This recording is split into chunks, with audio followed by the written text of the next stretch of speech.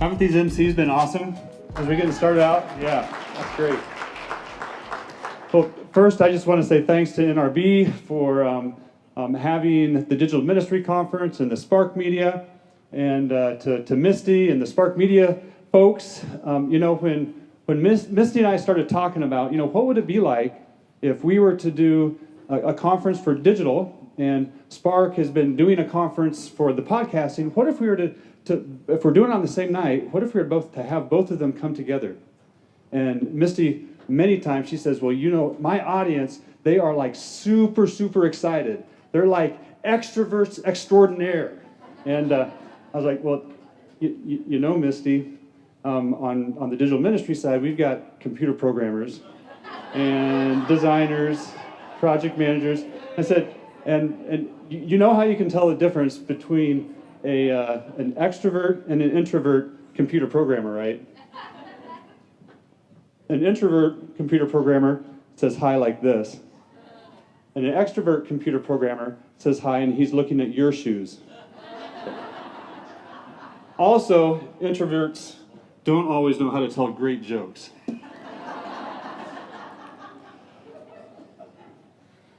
So, tonight our theme is all about embracing the race. And I want you to think, first of all, when you hear the term embrace the race, what's the first thing that comes to your mind? Run? Okay. I want you to turn to the person right next to you and just tell them, what's the first thing that comes to your mind when you hear the term embrace the race? Guys over here, you can talk. You can go ahead and talk to your folks. Go ahead.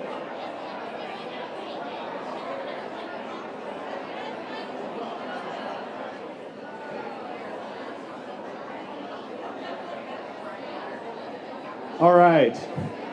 Well, okay, so this group over here has been done like 2 minutes ago, and this group, they're still rolling. So I want to share with you, when I think of the term embrace the race, there's 3 things that I think about. So my oldest son, his name is Josiah. And Josiah, when he was in elementary school, he loved football. I mean, he was, every chance he had, he was like, Dad, can we go out and play catch? And I was like, okay, yeah, that's great. Well, Josiah grew up in the middle school. He went out for football for the school football team. And then it was time for him hitting high school, his freshman year. Well, there was just one problem. Josiah at that point was about 5'11", 135 pounds. And even today, he's 6'4". He's my height and 165 pounds. So his mom and I were like, Josiah, you might want to try cross country. That might be a little bit more up your alley. And so he was like, okay, I'll try that. Well, running ended up becoming his thing. And so he loved his freshman year. In fact, so much that between the end of his freshman year of cross country into the beginning of his sophomore year, he decided he was really going to go for this. So he logged over 1,000 miles. And 1,000 miles, like in Nashville, that's like, oh, yeah, like going outside and running. Well, we live in Iowa. And in the wintertime in Iowa isn't just cold. It's cold and snow, sub-freezing, sub-zero. And so he was like, Dad, running inside is like, I get dizzy. I just want to go outside and run. So he gutted it up. He logged the miles. He showed everything that it took to be able to put in the time and energy and effort to be able to be what it takes to be a good runner. So the first thing that embracing the race means is putting out the effort. So whether you're a podcaster and you've got you're first just learning how to podcast and you've got to learn all this technical stuff, and then being able to talk to people, interview people, all those different things, you've got to put forth the effort to do that. Or if you're a designer and a programmer or project manager or media guy, you've got to put in the effort to learn your skill and to be able to do it well. Well, Josiah, his sophomore year in cross country, every once in a while his coach would say, hey, okay guys, to the entire team, here's the route you're supposed to run. Go out, go from the school, run 10 blocks, take right on Olive Street, go 3 blocks, take another right, run 10 blocks up, and run back to the school. And when the coach would say that, the guys were like, all right. Why do you think they were like, all right? Because they like to take shortcuts. And so Josiah's sophomore year, he decided, I'm sold out to this running thing. I'm not going to take shortcuts. So the first time they were out running, the coach gives the team what their directions are supposed to do. So they take off running down the road, and they get 8 blocks down, and Josiah's in the top running group, and all of a sudden he looks behind him, and everybody's turned the corner. They're cutting corners. At that point, Josiah has a decision to make. Is he going to keep running straight, or is he going to follow the crowd and turn the corner? Well, as a father, I was thankful that he chose to keep running straight. And he chose that doing the right thing in character was more important than following the crowd. Some people say that if you're leading and you turn around and nobody's following you, then you're just out for a walk. And I understand that. I get that to a point. But I also think that until you have the conviction to be able to lead yourself, you're not going to have the courage to be able to lead others. And so one of the key things about embracing the race means doing the right thing and developing the character to lead well, even if nobody else is following you. And tonight, you might even be in a place where you've got a decision where you've got to make. Maybe it's something with your podcast. Do I have this guest on? Do I not have this guest on? What are people going to say about me if I do that, or if I don't do that?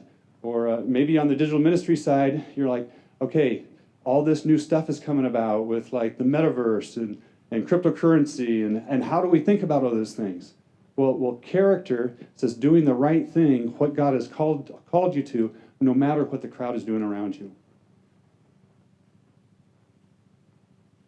So as a high school runner, every high school runner's goal at one point is to be able to make it to the state running championship. And Josiah was no different. He had a goal. He wanted to get to state his senior year. And he was the top distance runner in our school, and so he was doing really well. And his senior year, there were 4 guys in the conference. The first guy, he always won in a cross-country race or a 2-mile race. He always won by about 20 seconds. He was a really good runner. But then there were 3 guys that they battled it out. Every race, you never knew who was going to win. Sometimes Josiah won, got 2nd place. Other times the other guys did, and Josiah ended up getting 4th place. Well, in cross-country, at that year, the top 10 people, the first 10 places got to go to state. And so he'd been placing in about the top 8 to 15, so he thought he had a pretty good chance. Well, the race day came around, and unfortunately, he got, I think, 16th place. So he did not get to go to state in cross-country. The next year, they widened the pool to 15 players, and so next year, he would have had a really, really good shot at going it. So track rolled around. This is his last chance to be able to make state. State qualifying meet. These 4 guys plus the other crew are up. And in a 2-mile race in track, it's 8 times around the track. That makes me tired just saying that. And you got to go those 8 times around the track without stopping and without walking. Okay? So they take off, and of course that first place runner, he was running like crazy. And he finished the race about 20 seconds ahead. The other runners, Josiah and his two other competitors, it was close. In fact, Josiah knew he did not have much of a kick at the end, so they took off, and Josiah took off he took off fast. So he was in 2nd place after the 2nd lap, after the 4th lap, after the 6th lap, he was still in 2nd place. And we were like, he's got a shot at this. 7th lap comes around, and then bang, you hear the gun go off. That gun means it's the last lap in the race. And they take off running. Josiah is probably about in 3rd place, if I remember this right now, but they're all neck to neck. They're all really close. They take off down the back stretch, down the home stretch. They come around the back stretch. They ended up finishing, and Josiah got 4th place. But if he would have been 2 seconds faster, he would have been in 2nd place and been able to make it to state. So you look at that and you say, oh, man, he He didn't accomplish his goal. So was he a failure? Did he fail? You know, it all depends on how we define success. The world defines success by getting the awards, by getting the accolades, by people saying, hey, you've done great, you've arrived. But I think God defines success in different ways. Like, just look at the character that he developed over those 4 years. He developed the character of learning how to stick with it even when it hurt. He learned the character of being able to do the right thing no matter what anybody else around him did. He learned the value of team and on those relays, and the value of encouraging his teammates to be able to go on. Josiah, even though he did not make it to state that year, he went on, and though he applied those characters by his college year, he ended up being the student body president of Moody Bible Institute his junior year. So taking those principles and applying them allowed him again say, how do we define success?